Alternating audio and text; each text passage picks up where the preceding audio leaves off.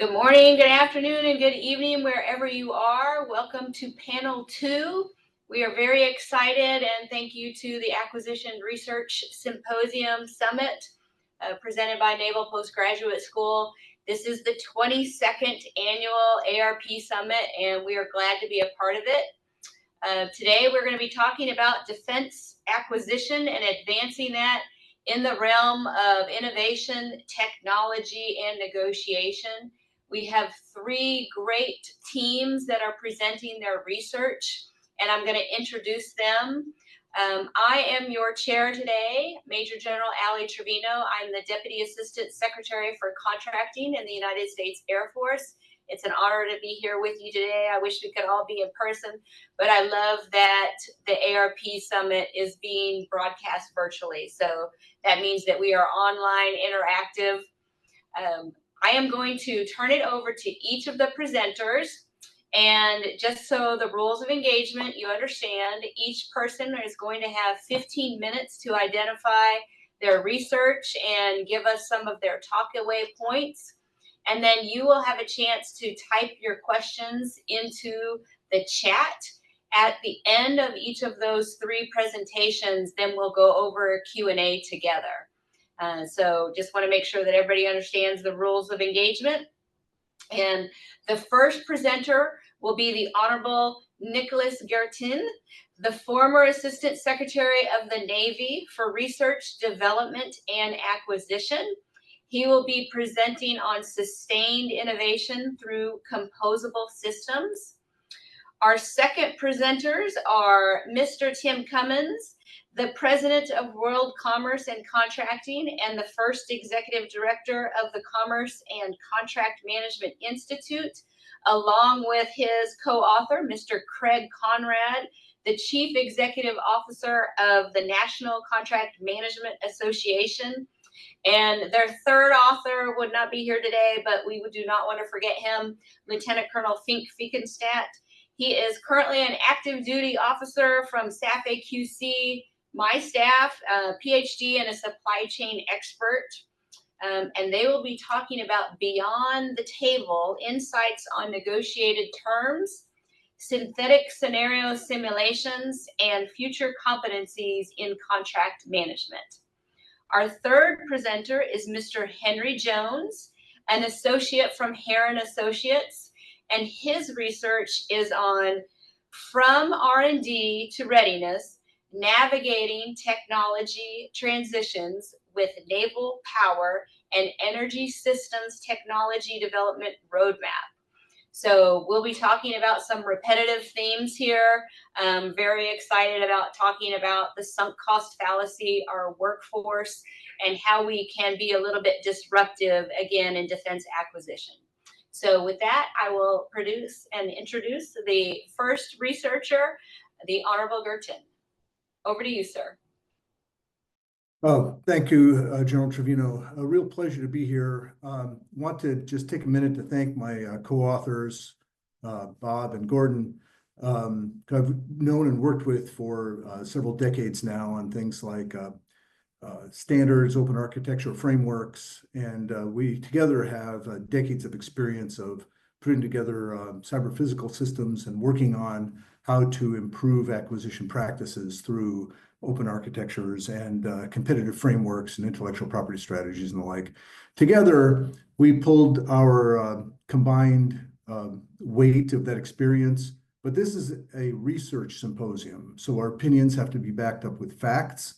And what I love about utilizing this venue for exchanging and extending ideas is occasionally you find your own rhetorical trapdoors or run into brick walls that would otherwise you have just believed on emotion, but then we have to like grind your way through the facts and expose those to others through the venue of taking your ideas, rigorously applying them, writing them down, putting them out in the world for other people to comment and criticize and provide useful feedback is tremendously internally enlightening as we try to enlighten others. So with that, I want to start getting into the core of the conversation and talk about, that was a cue for the next slide, by the way. And this is a build slide, so go ahead and hit the first one.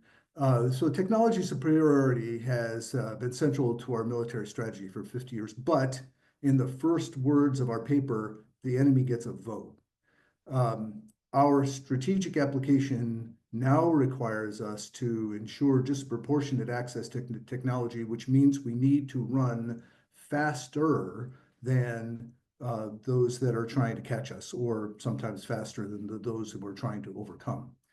With each accelerating technology generation, there's access to more egalitarian approaches that, because the technology access floor has been raised so high, everybody can get their hands on a lot of the things that create differentiating value. So our position now is to be faster in implementation. So as this slide continues to build, our advantage lies in how well we can adapt and be ready for the next conflict, to be a part of an ever-changing, growing, and improving environment for military capabilities. When I was the director for operational test and evaluation, we put out a new strategy and a companion implementation plan, all centered on the idea of operational test and evaluation needs to be a part of systems that are built to change over time.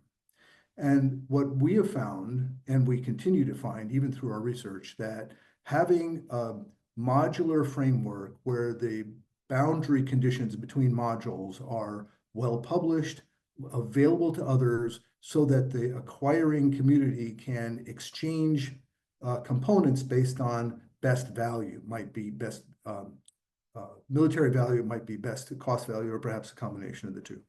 So we use open systems interfaces to remove barriers to entry, allowing greater market access and integration of rapid innovation.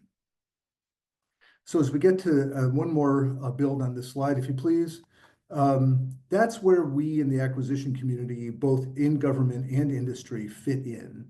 You know, we're taking advantage of commercial technology, best practices in the build environment, utilizing new capabilities for how we build these systems, thinking that through and being rigorous about it, and then applying that through not just our research labs, but also our industry partners to develop what are those interface elements and how do we compose those things going forward.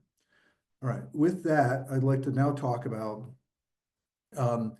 what we wanted to get out in this paper, which is one of the things that just keeps coming up. And I've been involved in pounding the drum on open architecture or open systems architecture or modular open system approach, whatever you want to call it, for a while. And it's unfortunate that we do see some of these things recurring. And so I want to talk about just these 6 things that we extend in the paper for your reading pleasure. But in brief, the one and done design trap is to be overly optimistic on a point solution, not appreciating that sometimes it's just harder than you think it is. And it all looks good in a view graph until you actually start to do it. So opening up the aperture for not necessarily getting all the way there on time the first time. And the other thing too is that sometimes when you try to build something, the process of building it changes how you build it. So requirements fluidity, the opponent gets a vote, the user gets a vote. So the end state performance needs to be somewhat more malleable than the way that the old school DoD 5000, not the one we have now. I love the acquisition framework. But the old school, which is a big system engineering view, I know exactly what I want, could build exactly that. We actually never were in that business. It all looked good on a view graph, but honestly, requirements fluidity is something we have always struggled with. We need to stop struggling with it and just plan on it. Sorry, I spent a little bit too much time on that bullet. Trying to jam too many things into one thing and not, again, using open architecture, modular open system approaches to be able to plan for the long term. Occasionally, we overbuild for the purposes of what the technologists want to achieve as opposed to what the long-term application need is for military utility. So separating those concerns and allow them to evolve. Sometimes we see industry come forward with custom solutions in order to try to lock in customer relationships. Also, sometimes an inability to see alternative solutions as future business opportunity. That whole not invented here thing really can get in our way.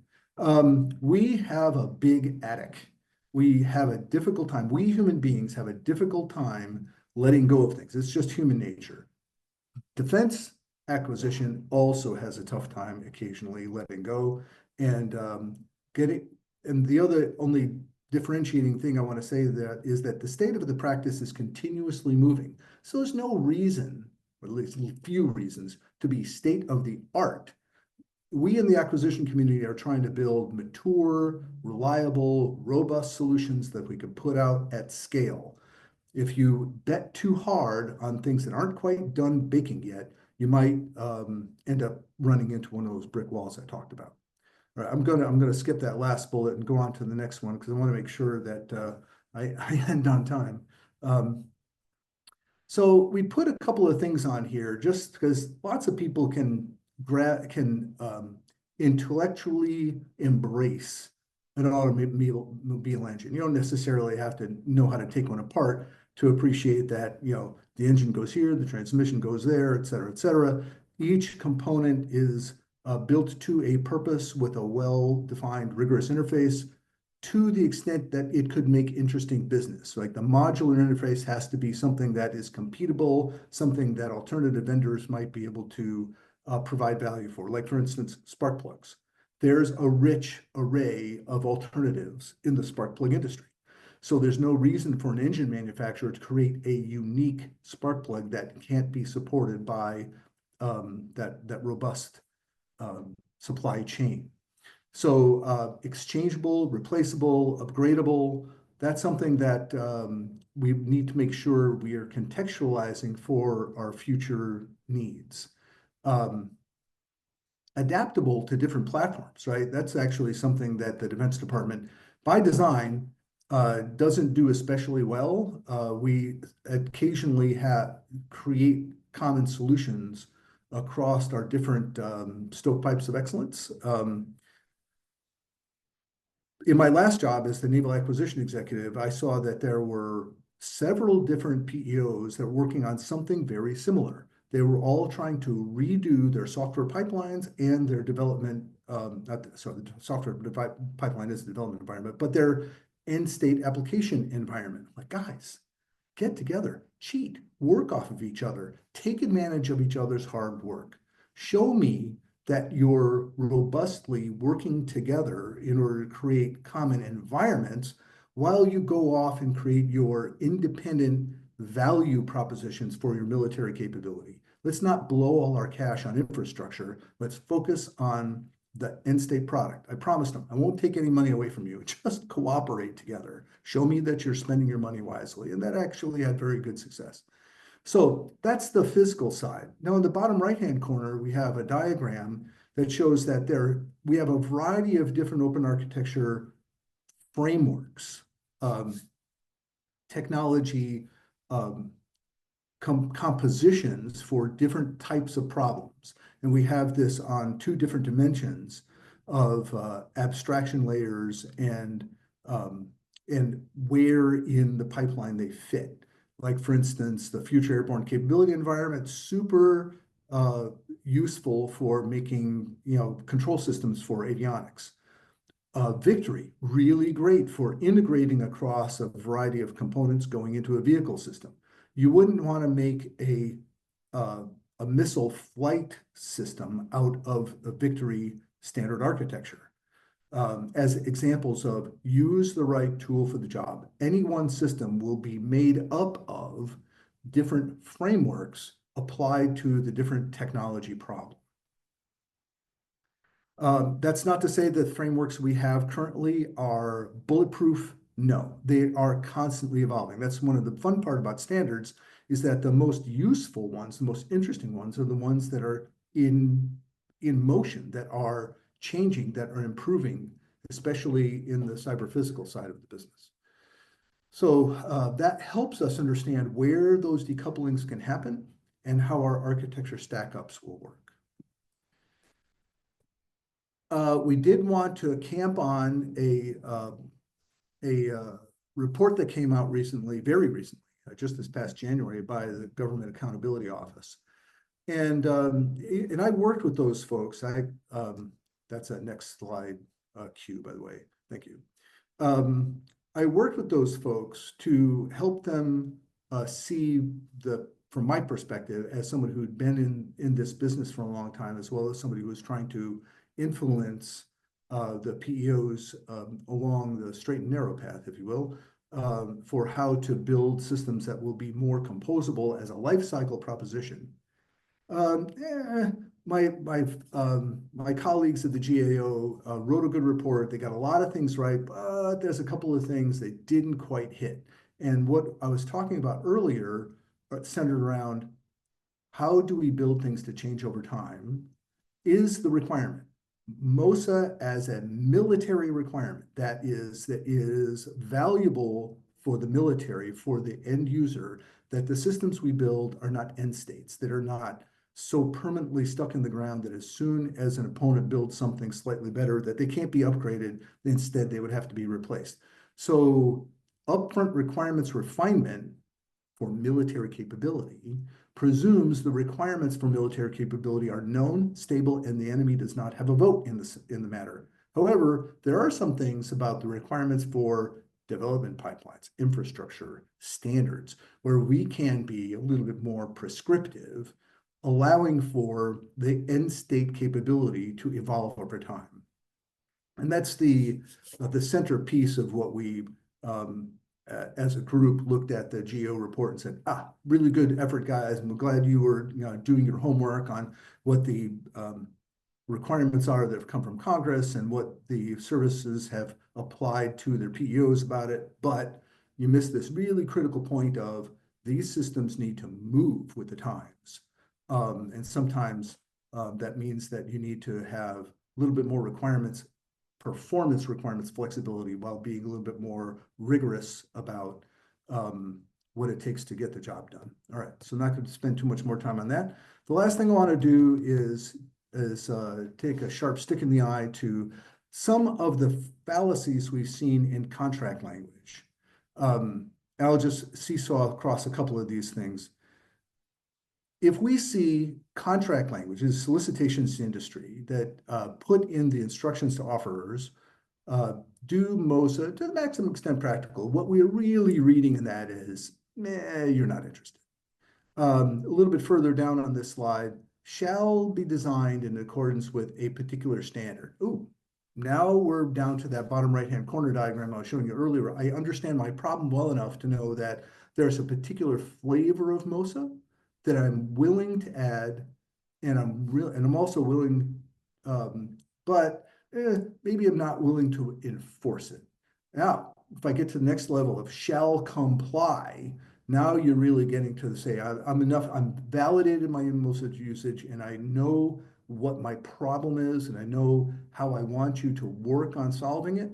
And I really, really nail it down if I'm willing to say, hey, I'm also want to understand how you are invested in this enough to make sure that it's clear in my selection criteria that a winner will take full advantage of those modular constructs, of those technology frameworks, in order to win. Because industry is interested in only one thing when it comes to contracts, and that is winning. So last couple of seconds while I have them. Last slide. We're on a journey. We predict the measurable effects of MOSA. We have to do it, because if we don't, our opponents will. The enemy gets a vote, and we don't want to be outrun. We've done it before. We know how to do this. We've been evolving. The tools continue to evolve. The environments continue to evolve. We need to continue to evolve. We need to understand where our weaknesses are and position ourselves for overall success. And our call to action is that to take advantage of these modular constructs to evolve our capabilities and keep moving. And with that, I relinquish my time.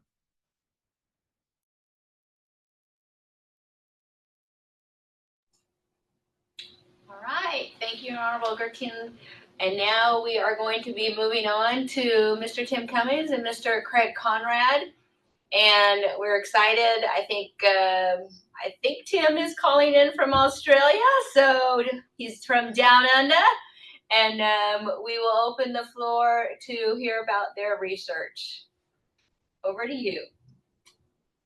General Treviño, thank you so much. I'm delighted to follow on from that first presentation. We're going to be talking here about the contracts that should, of course, be supporting and enabling the technical solutions that were just discussed. We're going to be sharing key insights from comprehensive research on contract negotiation and management. I'm, as you say, Tim Cummins, and indeed sitting this evening in Brisbane, where I arrived 2 hours ago. And I'm going to be taking you through findings from a study which involved over 600 contracting professionals before handing over to Kraig Conrad, who's going to describe exploratory research on the use of AI in negotiation training, and finishing up with the critical competencies that are needed for modern contract management. Now, this research represents a collaboration between World Commerce and Contracting and the National Contract Management Association, and has been enabled through the Commerce and Contract Management Institute. As our next slide shows, our research has consistently identified a fundamental disconnect in contract negotiations. Organizations spend significant time and resources haggling over terms that rarely impact day-to-day contract performance. They overlook the operational details that truly drive success. We call this a preventism mindset, where practitioners focus more on the consequences of failure than they do on enabling success. And this leads to rigid control mechanisms at the expense of the sort of adaptability that our first presentation indicated. By focusing on self-protection rather than collective performance, organizations miss opportunities for innovation, they damage relationships, and they ultimately leave tremendous value on the table. Now, this disconnect between negotiation focus and performance reality forms the foundation for our research, which is reflected in our next slide. This 2024 study, as I mentioned, involved over 600 contracting professionals, with its predominant focus on US government procurement. We found clear differences in how government agencies and suppliers approach negotiations. Government buyers consistently prioritize cost reduction, regulatory compliance, and improving service quality. But in contrast, suppliers are placing greater emphasis on protecting their intellectual property, ensuring the clarity of scope, and managing their liabilities. This divergence reflects the power imbalance in these relationships, and it illustrates how each side is focused on elements of protection, with suppliers reporting that government agencies tend to adhere strictly to established terms, resulting in less room for negotiation. Now, understanding these different perspectives is crucial if we want to improve contracting outcomes.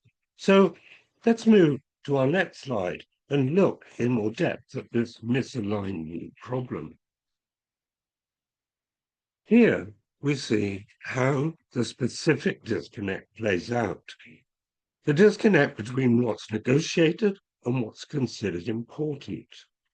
Government buyers most frequently discuss controls over amendments and changes, pricing, yet these rank only 7th and 6th in importance.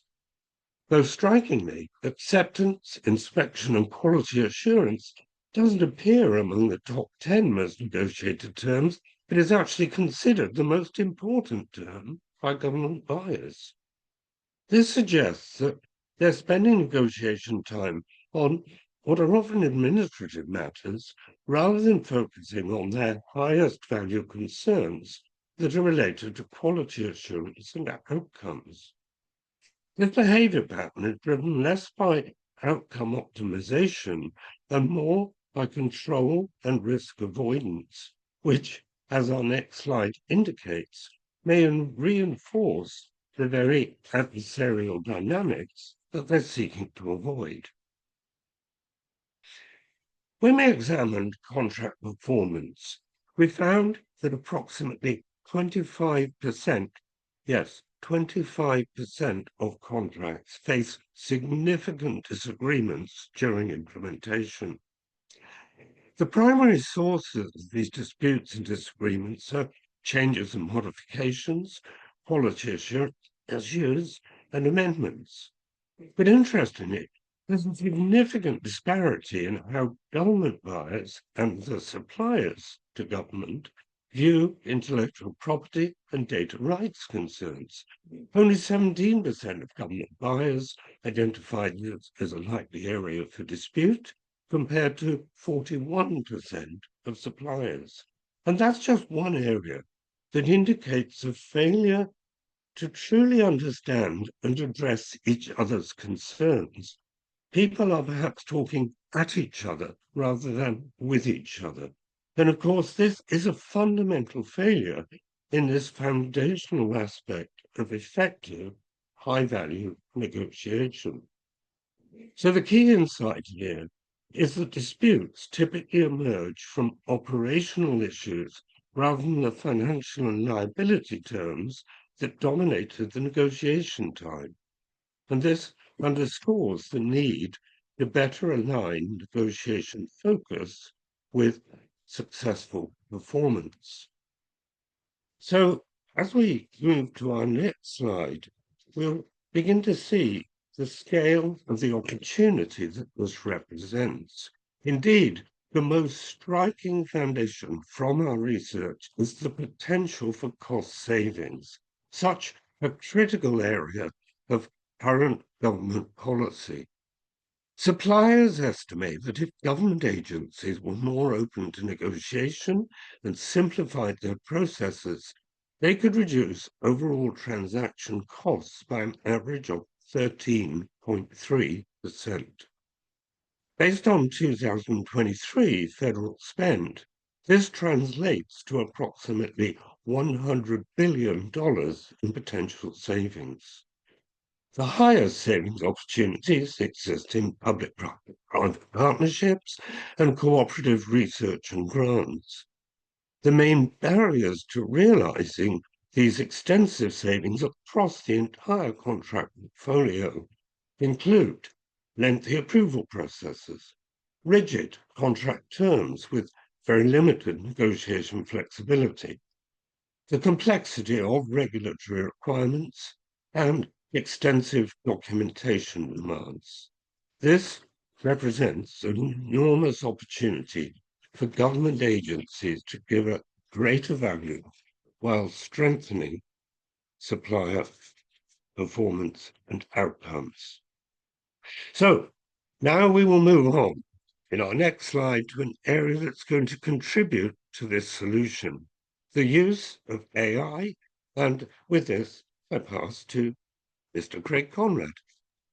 Tim, thank you. And I thank Navy Postgraduate School for the opportunity to talk about our research. Now that we've examined the disconnect between what gets negotiated and what impacts contract performance, let's shift gear and explore how we can improve negotiation outcomes through better alignment and innovation in training and capability development, and ultimately to help industry help us outpace our adversaries. We've selected one example of our research on AI in negotiation, though each example of our research points to greater efficiency and effectiveness when we have humans equipped with AI tools. The power of AI has tremendous application in workforce transformation. In the next slide, we'll touch on AI in negotiation, though each example of our research points to greater efficiency and effectiveness when we have humans equipped with AI tools. The power of AI has tremendous application in workforce transformation. In the next slide, we'll talk a little bit about the study design. And for this selected example, we conducted a study of the use of AI in negotiation training through development of synthetic negotiation dialogues with Claude Opus and GPT-4o paired against human-authored scenarios. This was all done through collaboration and contribution by experienced professionals from the NCMA Contract Management Leadership Development Program. These scenarios were evaluated by 36 professionals on key factors like realism, coherence, and utility to understand how AI can replicate or even enhance the human-driven negotiation process. So in our next slide, we'll talk a little bit about the outcomes. The results were in fact eye-opening. While the human-authored scenarios received the highest overall score, 6.25 out of 7, the GPT-generated scenario followed closely behind it at a 6.02 as scored by experienced human practitioners. What's even more compelling is the efficiency.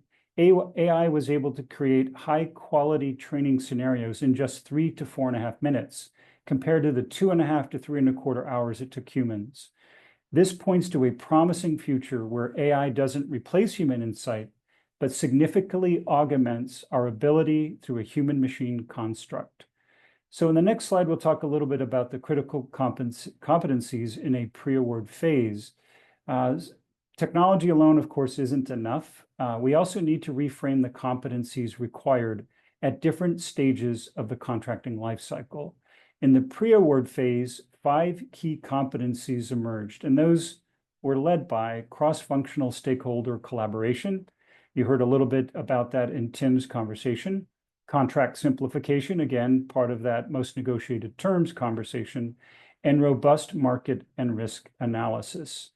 In the next slide, we'll talk about award and post-award phases. So as we move to those phases, these capabilities evolve and shift focus toward implementation, performance monitoring, relationship management, and adaptive risk response. This phase demands stronger feedback loops and a greater ability to intercept and act on real-time contract data, something AI and automation can support, but only with the human skills that are the right ones. In our next slide, we're going to talk a little bit about the competencies that go beyond the traditional models we typically use. So across phases, we're seeing a broadening of required competencies. Traditional skills like compliance and conflict resolution remain critical, but now we must also integrate AI-augmented decision-making, moving to the next order in thought, behavioral economics, ethics and ESG awareness, and emotional and adaptability intelligence. We're moving from a rules-based paradigm to one based on judgment where critical thinking, context, and collaboration define contracting success. So in our final slide, we're going to talk a little bit about the path forward. Implementing these insights will require supportive ecosystems. Organizations must invest in systems, tools, and cultures that prioritize learning, flexibility, and cross-functional collaboration. By realigning negotiation focus and embracing the tools and competencies of the future, we can radically improve the effectiveness of contracting in both the public and private sectors. Our research and insight through the Commerce and Contract Management Institute, again supported by NCMA and World CC, demonstrate that a human-machine workforce, as individuals and as teams, improve efficiency and effectiveness. Through practical research, we are already adapting and creating the content and training practices that will support the transformation that is needed for greater efficiency. And we call on the rest of the community of those who help develop the workforce to do the same. With that, thank you, Major General Treviño. I'll turn it over to you. All right, thank you, Kraig. And now for our final presenter, Mr. Henry Jones, and I guess his co-authors, Jeffrey Voth and Commander Victor Sorrentino. But Henry, let me turn it over to you. We're very excited to hear about the roadmap. Great. Thank you, General Treviño. And good morning, everyone. My name is Henry Jones, and I'm going to spend the first bit here introducing myself, my team, and our research topic. So for me, I've spent the last 8 years as a maritime engineer working with senior leaders to help tackle some of the Navy's toughest power and energy challenges. Began my career working with auxiliary systems for Nimitz-class carriers at Newport News Shipbuilding, where I saw firsthand how critical reliable architecture is to every mission. From there, I went on to be direct support to the ship design manager for Tagos 25, which is the USNS Don Walsh, helping develop ship specifications and interfacing with subject matter experts in a plethora of systems. And today, I serve as Guertin Associates lead MBSE model-based system engineering practitioner and the lead contractor for the 2025 Naval Power and Energy Systems Technology Development Roadmap. And I'm also a student here at NPS pursuing my master's in system engineering. So shout out to NPS.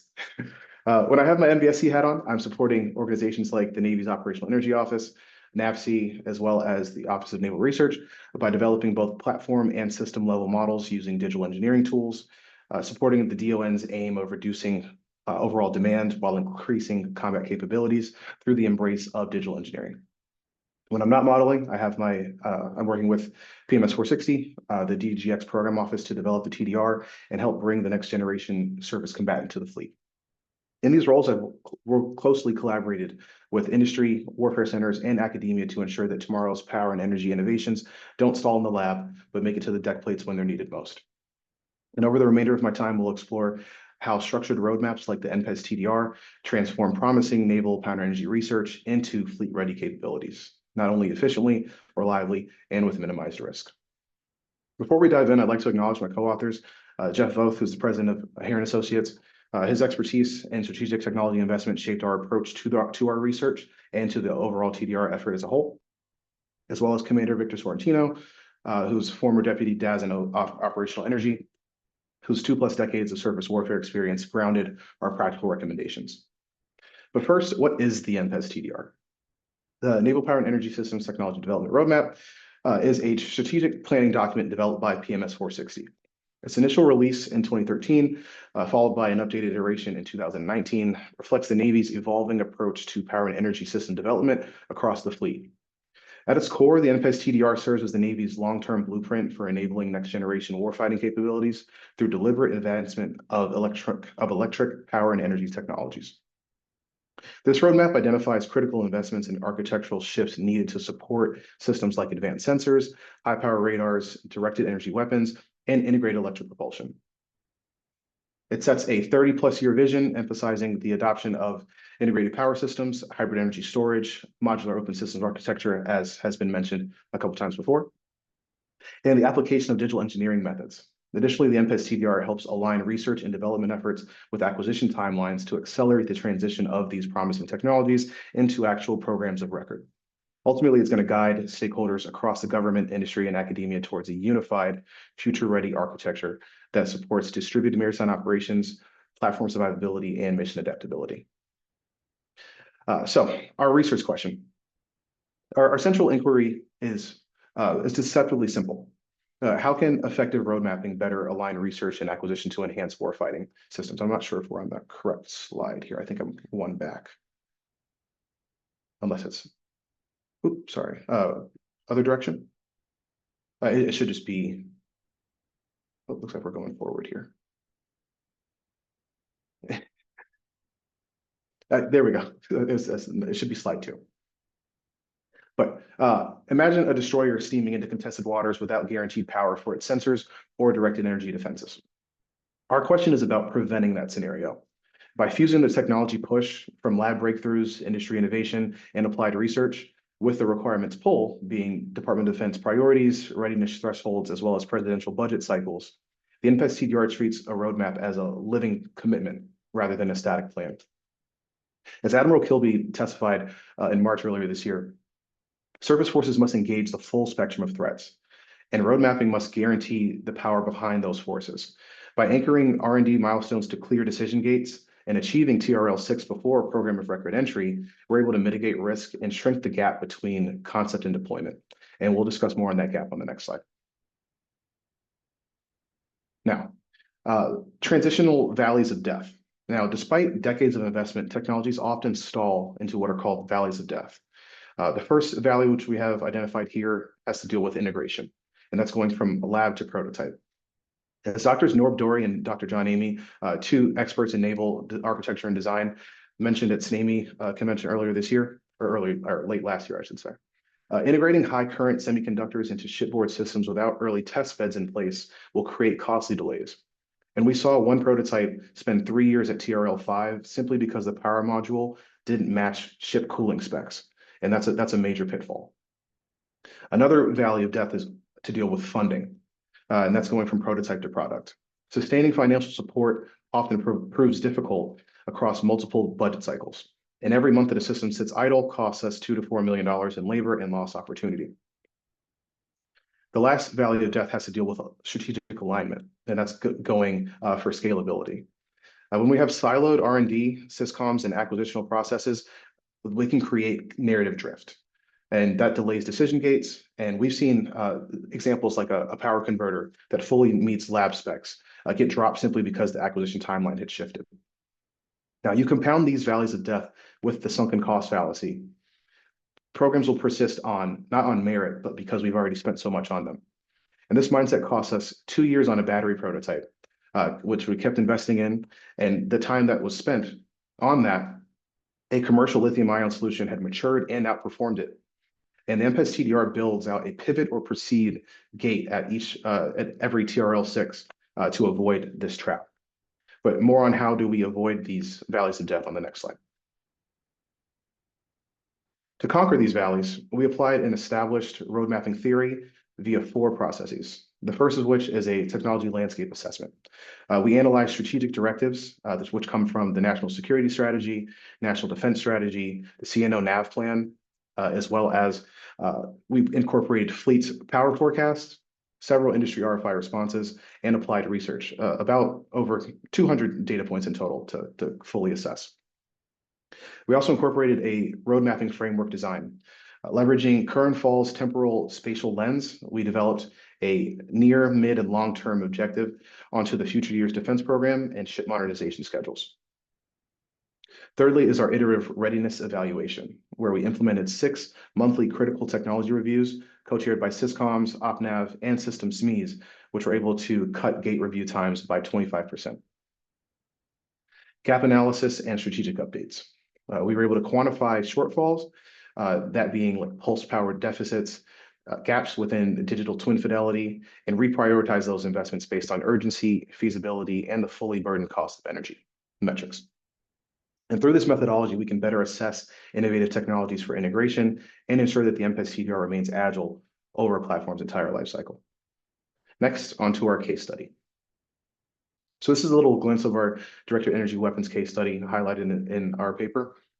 And just to go over it very quickly. So in 2014, the laser weapon system was fielded as a prototype, the AN SEQ-3 laser weapon system, which was a 30 kilowatt solid state laser. It was able to score its first kill on an unmanned aerial target at 1 kilometer, but during this testing, it exposed power margin, thermal, and beam stability limits. Next, we were able to, with the 2019 iteration of the MPES TDR, the Navy was able to shape the development of the next generation laser, which was the solid state laser technology maturation, or SSLTM, and install it onto the USS Portland. From there, it turned into a 150 kilowatt system, integrating pulse power and energy storage and advanced cooling. It was able to disable UAV at sea, proving operational feasibility under combat representative loads. And the deltas between those two systems is a 500+% power increase, as well as a 60% beam error decrease, as well as lots of positive sailor feedback when it came to system faults. One of the key points to point out here is that the MPES TDR was able to guide the sequencing and maturation process naturally and according to the natural processes in place, given a roadmap-driven thermal and energy storage co-design. And with this, we were able to impact the budget by increasing the FY25 appropriation for high energy lasers to $120 million. And this crawl, walk, run progression cut transition timelines by roughly 40% versus traditional acquisition, which captured OSD's attention and set the precedent for future directed energy programs like Helios, which is now on DDG 88, the USS Preble. And onto our strategic enablers.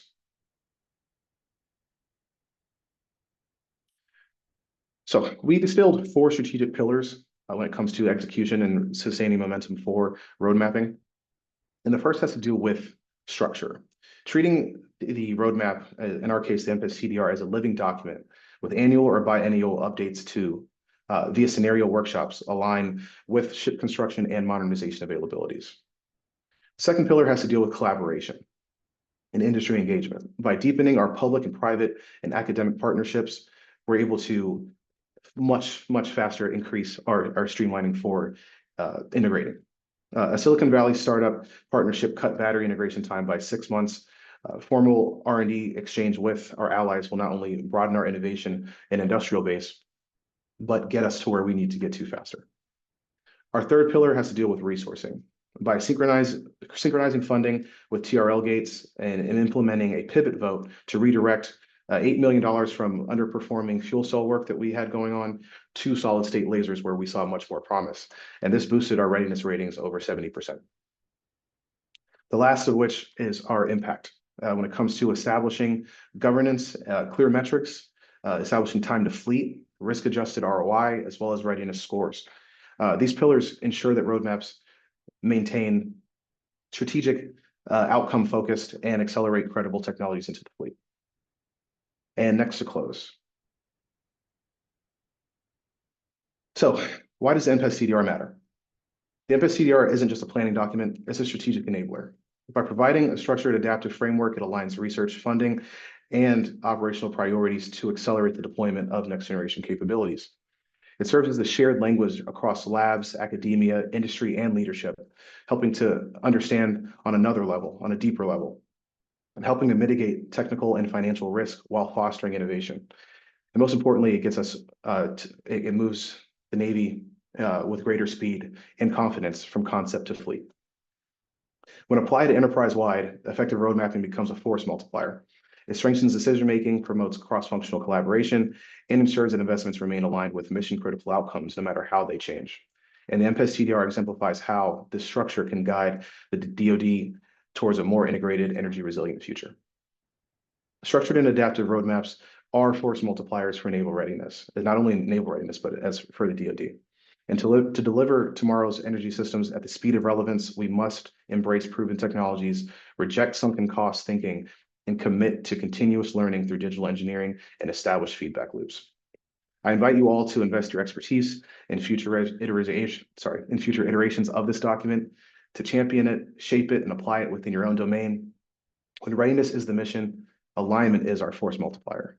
I thank you all for your attention, and I welcome your questions. Thanks. All right, thank you, Henry. All right, there's a lot of good themes in there that we heard, and I was writing a lot of them down. We heard about the sunk cost fallacy. We heard about how to negotiate win-win outcomes and avoid those win-lose outcomes. And there's a whole lot of nuggets in here about how we really help shape the acquisition and engineering workforce for the future while preparing them today. Communicating and collaborating with our defense industry partners, and then really thinking through doing that critical thinking up front on the return on investment really of our time, so that we can, as close as perfect, if not perfection, which just striving for that excellence, but to achieve those strategic successes that we want to. So Honorable Guertin, let me come to you first. So you said it in your comments as you were going through your slides, but some of our team, and we're talking about both on the government side and academia, and then of course with the industry, have trouble letting go. So how would Bob, Gordon, and you really encourage our listeners to avoid this acquisition trap or escape before they kill innovation? One of the challenges that we've long faced across many projects we've all been on was the sunk cost fallacy. I've started to build an addition on my house. I started to dig a foundation, and oh my God, I just blew all of my cost overrun budget because the dirt was wrong. There was a bunch of junk in the way. Did I keep going with the addition? You bet I did. Was I probably better off to just say, stop, cover that stuff back over, and we're just not going to do this thing. So we all have that, human interaction challenge. I think probably the best thing we need to do is as leaders is look at the portfolio and say, which of these projects are positioning me for the future and which ones really are that big sunk cost that's holding me back from achieving the future warfighting objectives. It's unfortunately going to require some adult supervision and giving bad news to good people. And that governance process and that just accountability is really important. I agree.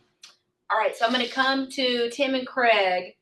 Now, how would you both and Fink recommend, again, to our listeners to think critically about transactional versus transformational negotiations to create those win-win outcomes that we all need?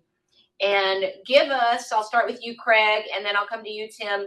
Give us your number one tip. What is your number one tip to avoid that transactional, but really turn the page and really kind of affect change to make those win-win outcomes a success? Certainly, thank you. Great question. Where I come in at it, and my top area is involving contracting earlier. I think they need to be able to see across all of the portfolios with a complete view about the negotiations and what's happening. But the sooner you're in there, the sooner contracting is in there, the greater the chances that the long-term negotiation strategies are going to be about the mission, the bigger needs, the innovative areas that we really truly need to collaborate with industry to make it happen, rather than the package I just got that I need to go buy and take a look at. So certainly crossing the entire portfolio is important, but it's really important that contracting is in there earlier and at the requirements gathering perspective or at that place. Tim, I don't know if you have additional thoughts on how to expand on that.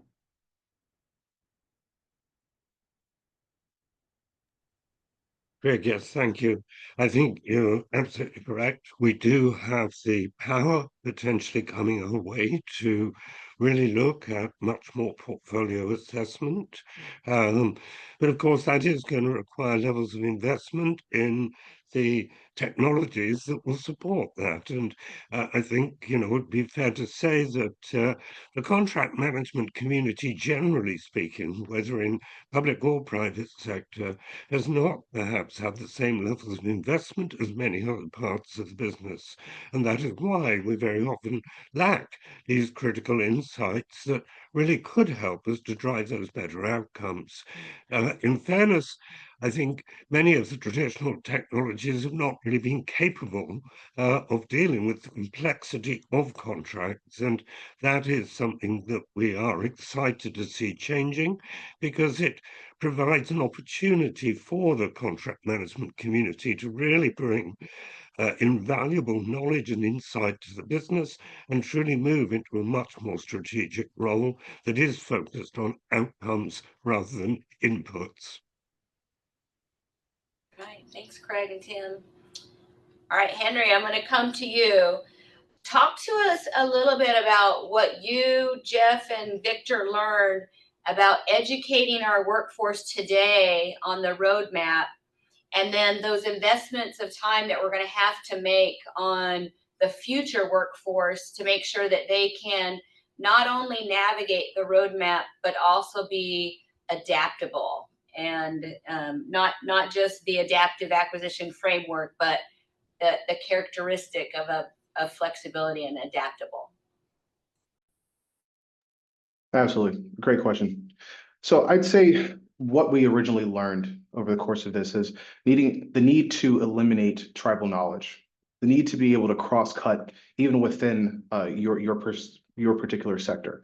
So in my work with the Navy, there are an aggregation of capability evolution plans that fall, of course, within specific PEOs, specific mission critical systems and whatnot.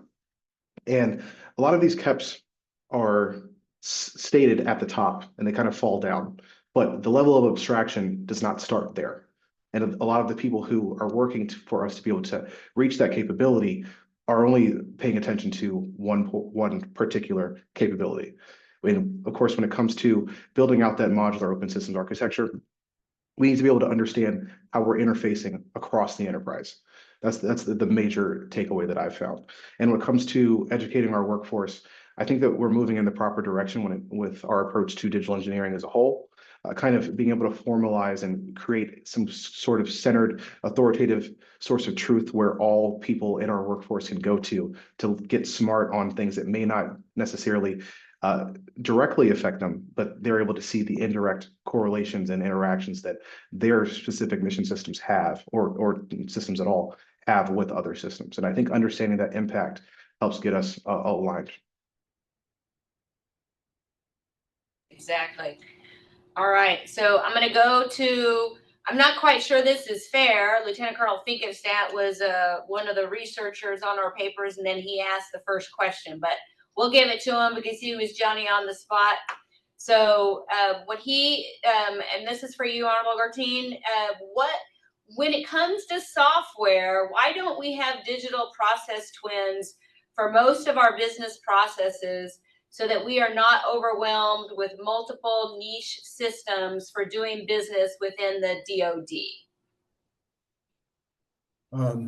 I'll give you a snarky answer first. These are our children. This is the way we raise them.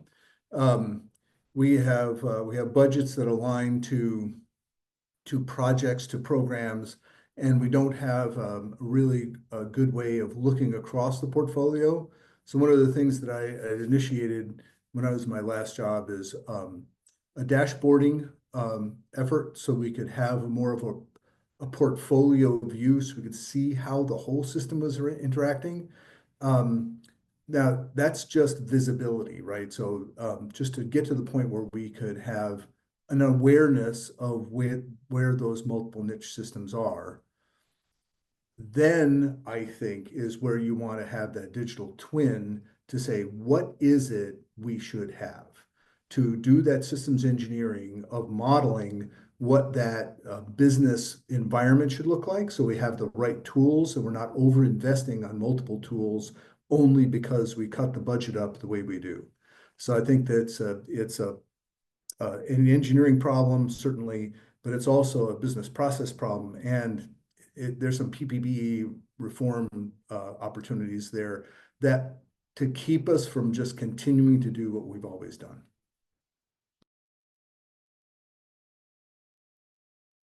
I'm going to come back to Tim and Kraig, and this kind of goes to, again, that data point of 25% of our negotiations face conflict, and we didn't really identify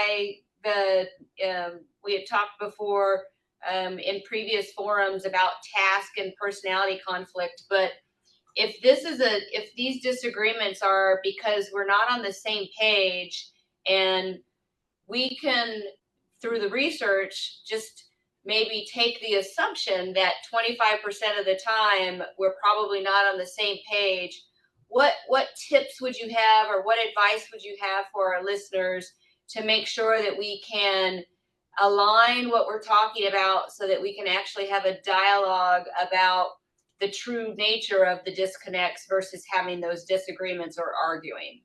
And Kraig, you're on the screen, so I'll go with you first, and then Tim, if you have any additions, we'll go to you next. Well, certainly, I strongly believe that the sort of negotiating for a better governance model, and certainly for post-award interactions when those things get confused. I think, really again, what our research indicated is the front end negotiations really have nothing to do with what's going to, or generally nothing to do with what's going to matter most in performance. So that having that structure that is a governance model rather than trying to lock everything down on the front end will help for that dialogue between the buyer and the seller. That's certainly one of the equations there. Technology can come into play, but there's still another gap that I think is there throughout the acquisition team as well. Certainly when we know things are going awry in performance, where we're getting the signal from, it continues to be an issue. And our research talked about that we might be able to draw on technology, AI, that might inform the acquisition team that something's going south on the engagement, and then we can step in and start doing work. So I believe it's on both sides. Certainly technology could come into play, but it is certainly something where you build a governance model rather than a script for how to solve the problem, and then certainly engage that. I know Tim has done a huge amount of research in this area as it crosses into the commercial sector or commercial practices. So Tim, love to hear your thoughts. If I may quickly add, certainly, Craig, your point about quality of engagement is absolutely important. But what we see from our connections around the world is that there is this consistent problem of the technical solution and the commercial solution not being considered in tandem. And far too often, we do not have the right commercial resources, contract management people, actually engaged in building a commercial solution and making sure that there is that clarity of definition, because that is a fundamental component of their role. So we have to address this challenge of how do we build more integrated teams that truly do collaborate internally as well as externally. And I think part of that is, of course, the behavioral changes that we've talked about here today, that the contract management community, the acquisition community, has to take greater responsibility for being an attractive body of people to work with. And while these sort of preventist behaviors remain associated with them, then, of course, many other parts of the business are really going to say, we'll bring them in later. Yeah, I'm hearing some more themes there from all of our speakers through discipline, structure, not a script, not completely relying on serendipity, but allowing some adaptation and continuing to evolve. So, Henry, you said when you were speaking about the term you used was deceptively simple, and I think again through that, making sure that we have a structure and the guidelines. What suggestions do you have to truly avoid that innovation drift?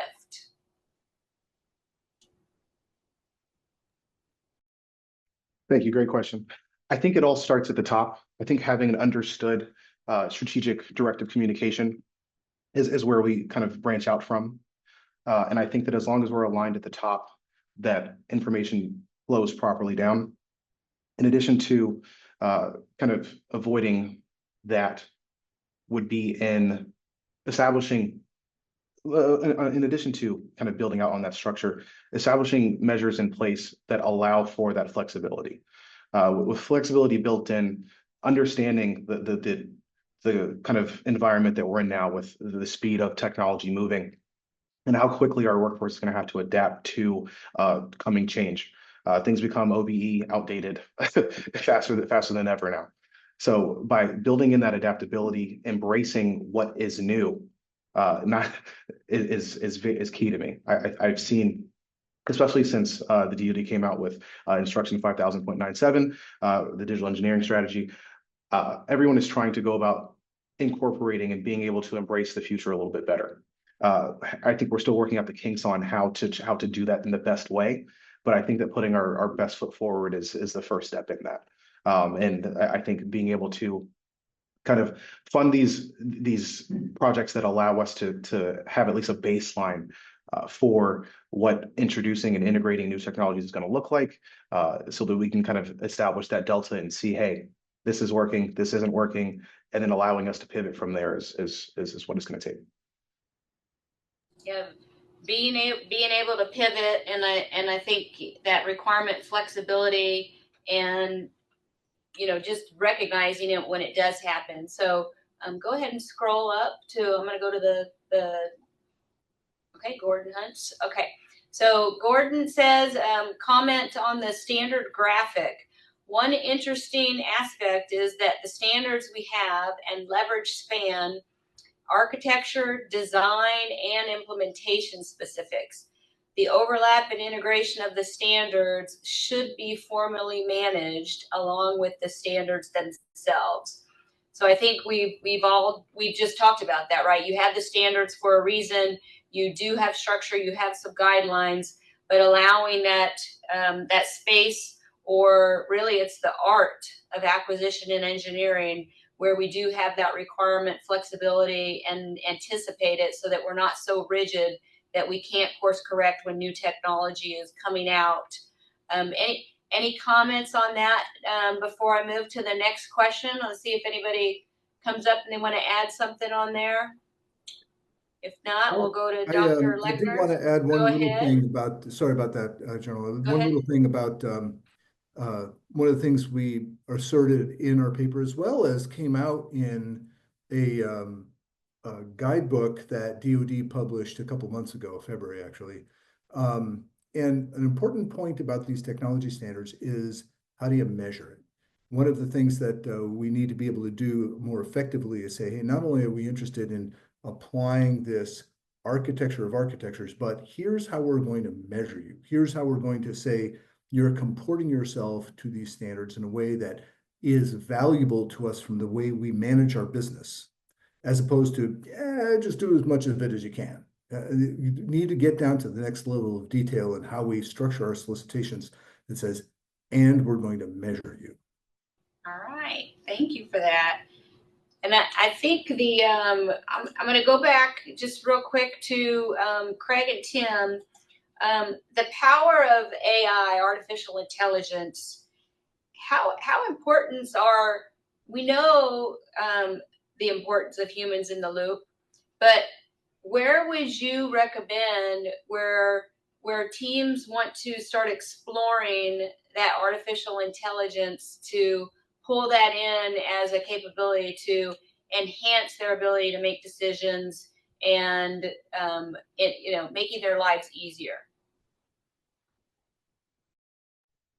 Well, I think a starting point certainly is on business intelligence. I mean, we want to pull back a little bit on the thinking of how do we get to good answers, and that certainly requires a framework, data scientist type framework. But we also have connected to that digital and data literacy. So that's a challenge as well. I mean, all of these things, before you actually start playing, are bringing in the AI components. You're building some of the basics that you need to be able to use to apply to that. Supplier relationship management, I cannot underscore how important that is. Certainly the solution happens because we engage the industrial base. That requires a lot of conversation and a lot of interaction. We all know that we can, as long as we're following the requirements, we can talk to industry. And I think it's important that we really play on that. I think the next is really, I know some of the challenges within the government is building the platform from which we can allow the workforce, forgive my words here, but play. There needs to be some greater space for there to be collaboration across teams, where we look at the tool, we play with the tool in a safe sandbox, where we're not giving away IP, we're not giving away trade secrets, we're not on a public platform. And I think there are a whole bunch of areas there to be focused on so that they can actually start playing. I think it really has to start with, I think Nickolas said earlier on, you really start with the problem, not with the technology. So then that gives them, when they have that fair space to play, that gives the workforce the opportunity to then now look for AI or other tools that might solve that problem. Tim, how about your experience? Well, as you know, Craig, we've issued, I think, so far 4 reports on AI and contract management so far this year. Probably the critical point I would make is that we do need to think about it holistically across the contracting life cycle. There are many spot solutions we could introduce, but that is not going to address the core problem that we face, which is contract-related activity and data is today highly fragmented. Data sits in multiple different systems. When we worked with one US government agency, they identified that almost 40% of the average contract manager's time is spent trying to find data. That is crazy. And it is, indicative of the spread of responsibilities across the organization, which will not end. But the point is that that data sits in spreadsheets, it sits in disparate systems, it sits on people's desks. Trying to track it down is a nightmare. And that is, of course, a fundamental reason why we then struggle to deliver these high quality outcomes. It isn't about the people, it's about the underlying process and systems that are being deployed. And AI gives us an exciting opportunity to really change that. But it does mean that we need to step back and we need to map our process and understand where the data sits so that we can create connectivity through AI. Thank General, you. if I could just camp on that for a second as a recovering acquisition executive. Absolutely. We don't have nearly enough contract officers for the work we currently think we have to do. That is the structure we have, the mechanisms we use to employ, getting solicitations out, getting them evaluated, and getting responses out, and getting under contract.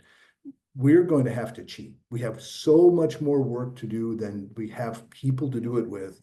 And the application of large language models and other forms of artificial intelligence could really propel the contracting acquisition workforce to open their arms up much wider and help us with our business in more profound ways. Well, you're of course singing my song. I think our contracting officers are high demand, low density, and we need to invest in those tools to make them as efficient as possible. And you're exactly right. And all of you have said it is how can we think differently? How can we move beyond the sunk cost fallacies? How can we, expand our horizons in a way that really moves acquisitions and moving beyond TRL6 to get across the valley of the death. So we have 2 minutes left remaining. So Henry, I'm going to come to you for a 30-second end of your closure. Thank you so much, all of you. And then Honorable Guertin, I will come to you for 30 seconds. And then for our final two, Kraig and Tim. All right, Henry, over to you. All right. I just wanted to thank you all. It's been a pleasure, especially being a student at NPS, to be able to get the visibility of the work that's being done in the DoD as a whole, especially how we're all working towards getting to where we all would like to be at, which is improving our defense. So I'd say I'd love to come back and give an update on our latest iteration of the NPS TDR. We're still in the process of finalizing our working groups when it comes to our requirements and technology folks, working pretty closely with NAVSEA on that. But I will provide updates, and happy to feel free to reach out to me. I think my info should be available somewhere, but happy to answer any questions that you may have. And thank you so much, Major General Treviño. It's been an awesome experience. Thanks, Henry. All right, Honorable Guertin. Hey, I've had a great time.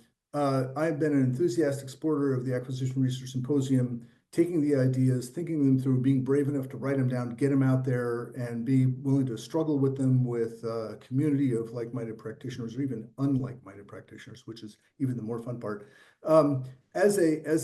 Just going forward for the remaining panels that we have coming up, mine's coming up later in the day, the one I'm going to be chairing.